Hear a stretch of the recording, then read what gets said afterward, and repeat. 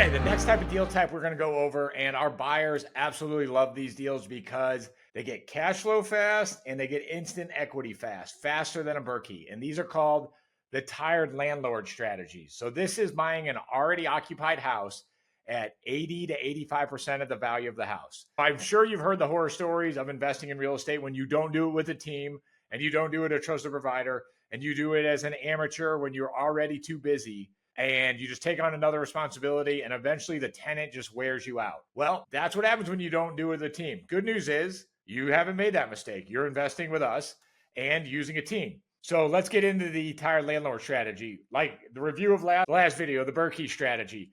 The glory of the Berkey is that it's forced equity, helps you extend your capital base, and gives you instant equity. But what's the only problem with the Berkey is it takes time. You got to buy the house.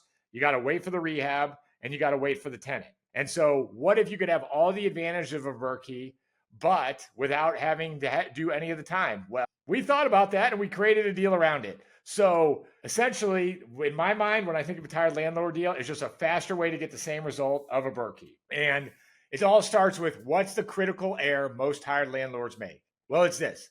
The rent is too low because they don't have accurate rent comps and they don't have a professional leasing agent. So they can't find the best resident who will pay the highest amount in rent. And so here is how I sell turnkey deals. This is just, I'm going to get into some more quick math, but generally a turnkey deal is sold at 110 to 115 times rent, depending on the neighborhood grade. So if the turnkey value depends on the rent, then the next question is what's the rent? And then generally we have about a 90% success rate is that the rent is the Zillow rent comp plus 100. That's in St. Louis, and we're testing other markets to see if this holds. So the turnkey value of the house is the Zillow rent comp plus 100 times 110 is generally the turnkey price of the house. Now, how does that apply to tired landlord deals? Tired landlord deals are generally under rented. So the tired landlord rent price is the actual current rent of the tenant times 110. So when we're talking to sellers, we simply say, hey, Mr. Seller, the value of the house is dependent on the income it produces. And right now at your rent, the house is worth this. It's worth 110 times the actual rent. And that's the actual monthly rent. So $1,000 a month rent, the house is generally sold at $110,000.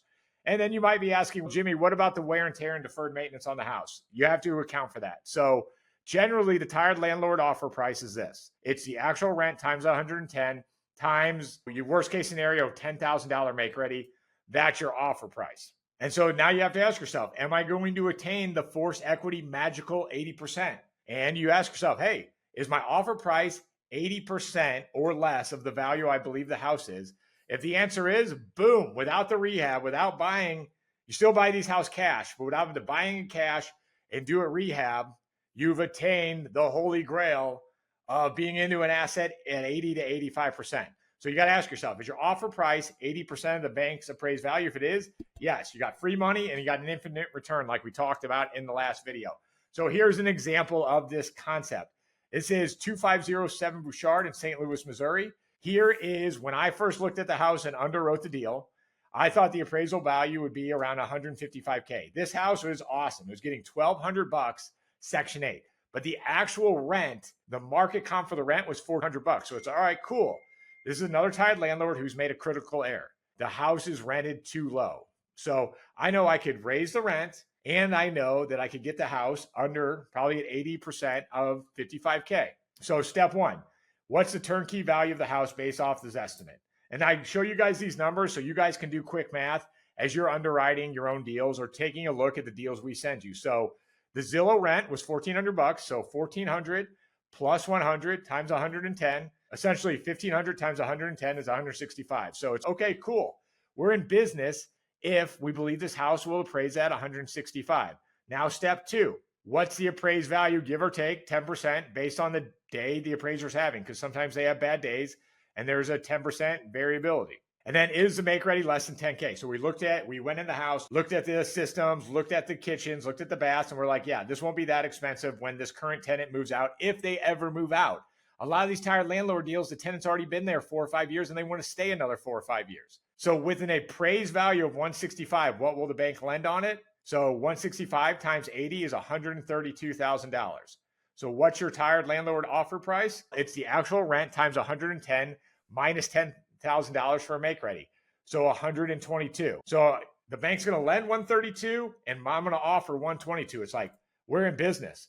So if the offer price, like I just said, is less than the appraised value, less than 80% of the appraised value, you're in a good spot. So the bank is going to lend 122 on this deal. Your offer is 122 and you refi out 122. So at the appraisal, we were a little bit off. The appraisal was only 155, but we had some buffer room on this. So the bank would lend 122. Our offer on this deal was 122K.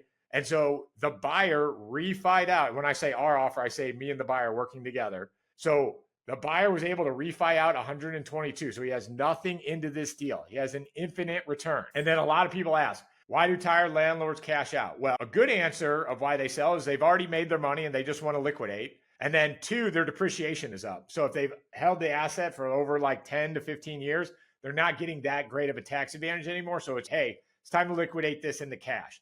Now, the bad reasons why they liquidate is they don't know how to manage it. They don't know how to find a good tenant. They don't know the maintenance is wearing them out, and they don't understand the 4 pillars. They think they're only winning in cash flow. They don't see that they're winning in appreciation, the ability to use leverage, tax advantage, and that the tenant's paying the mortgage down. So it's a complete misunderstanding of the 4 pillars, and that's why they want out. And so I call this also the Braveheart sale. Like when we're talking to sellers, I don't know if you remember the movie at the end with Braveheart, and they're torturing them, and the torturers just kiss the rose, and all this ends. So essentially, that's what we do with tired landlords is like, hey, we're a team. We know how to manage houses properly. Sign this piece of paper, and all this angst and all the pain of being a tired landlord ends. And who does that advantage? That advantages you as the buyer, who will never be a tired landlord because you're using a team and you're using the Vreeland program. So that's a tired landlord deal. Think of it as an instant way to get force equity and get cash coming in the door. So I'll see you on the next video.